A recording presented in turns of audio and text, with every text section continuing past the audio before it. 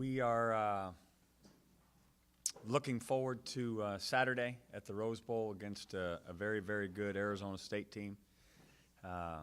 We realize it's a tremendous challenge trying to contain their offense and to try to score points against a vaunted defense.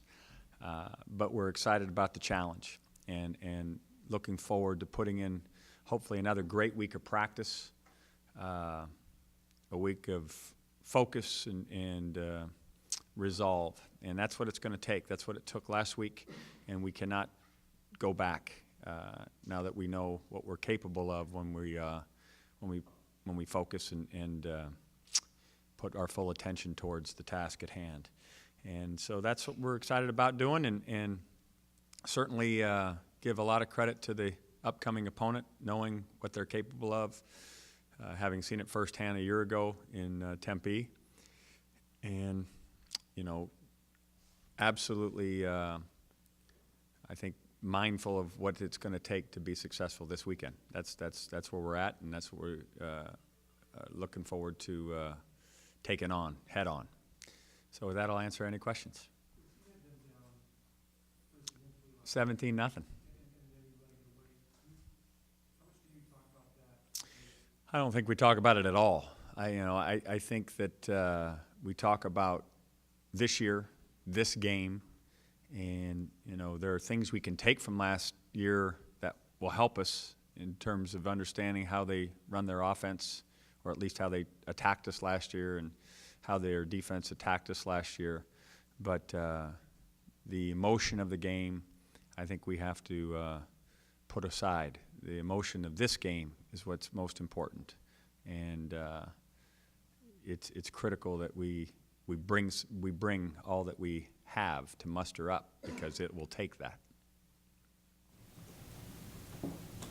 Last week, you had a lot of things to rally the troops around. How will you feel to carry that?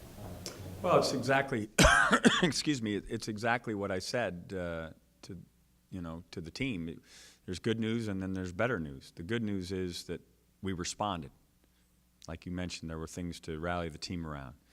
But the better news, and however you want to couch it, I call it better news, is we now know what we're capable of. And to accept anything less than that would be absolutely ridiculous on every one of our parts. So we, coach and player alike, have to bring it like we did last week. Now, does that guarantee success? No, but it gives us our best possible chance. That's something that you guys haven't been able to do this year. How difficult? I've mentioned that as well. I said we are 0 for 3 in terms of following up a victory with another that kind of effort. And we now have our 4th chance, and we shouldn't squander.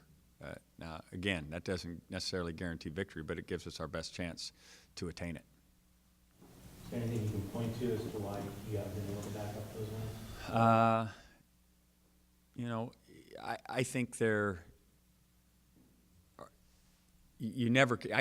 not one thing, so I just want to attribute it to a lack of complete focus. And because you start thinking about other things, and I take responsibility. I was the one that brought up, the race and blah, blah, blah. At the end of the day, this is about Arizona State, UCLA squaring off at the Rose Bowl, 4:30. We shouldn't miss that chance. You and I made a big deal about Kevin, not going down and Howard. Being a runner, yeah. Given Arizona State's reputation, do you stress any more avoiding the slide where you're vulnerable? Well, there's a prudent time to slide. There was a play in the game the other day where he broke on a 3rd and 5 or 6. He broke contain and got through and made a first down and slid. But when we're running the ball and we come around an end because the Reed player took the ball carrier, then we got to go attack. And I thought Kevin did a great job, and he got better as the game wore on. Remembering he's a 230-pound guy. You call a back 230 pounds, and you say, God, that guy's a load to bring down. It's no different than Kevin Prince if he sets his mind to it. Tim Tebow and the quarterback from Auburn last year, Cam Newton. They made a living being ball carriers. Kevin talked about reviewing that Nevada Cal tape from a year ago. What was the difference reviewing it last year as opposed to looking at it this year? Well, last year we were looking at it from a structure standpoint. And remember that Kevin was coming off a knee injury. He had gotten hurt against Texas, didn't play against Washington State. So he was tentative. He was trying. He was valiant to try, but he was playing hurt. That was his last game.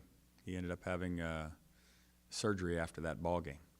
So this time, he was healthy, and I think a new mindset in terms of, you saw how Kaepernick ran, a year ago, and why that Nevada offense became so explosive was because what Kaepernick did.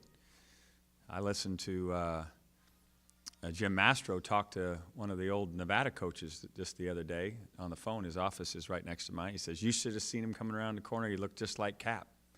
That's what this offense needs, to have that kind of athlete coming off that edge if they decide that they're going to take the back.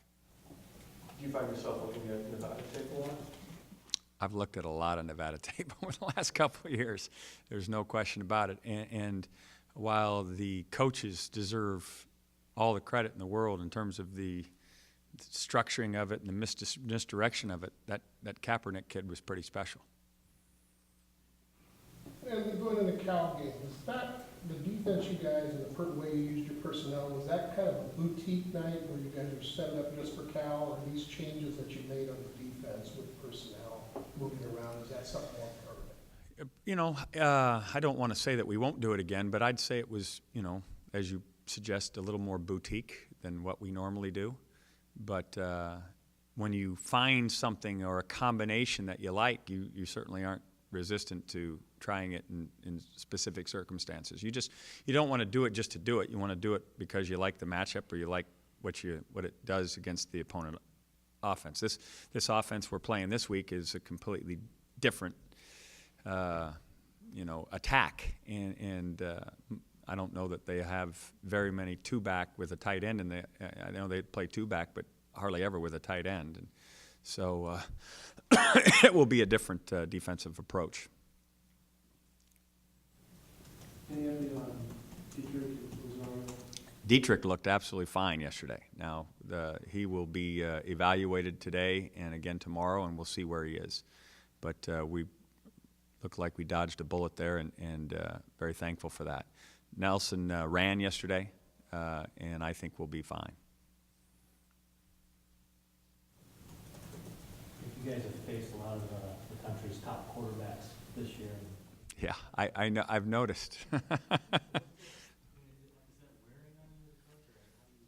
Well, there's two ways to look at it. You could say that's unfortunate because of how good they are. You can say it's fortunate because you got a front row seat to see some of the very nation's very finest. They're difficult to play defense against. I know that. The kid from Houston had a great day against us, and he's had a lot of great days. I think this last weekend he had 9 touchdown passes, and Andrew Luck the other night put on one of the great performances, even in the adversity of throwing a pick six that looked like that sent it the other way. He came back and responded beautifully, and so he's a top player. And the youngster from Arizona, had a big night against us. So, and there's some more quarterbacks down the road that this week, Brock Osweiler's, bringing up big numbers. So we've got our hands full containing these opponent passing attacks. Have you seen improvement in that regard? Definitely this last week. We have improved. We've got to carry that improvement over into this next week.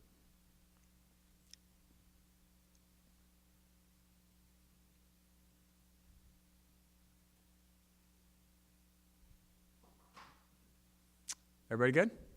All right, thanks.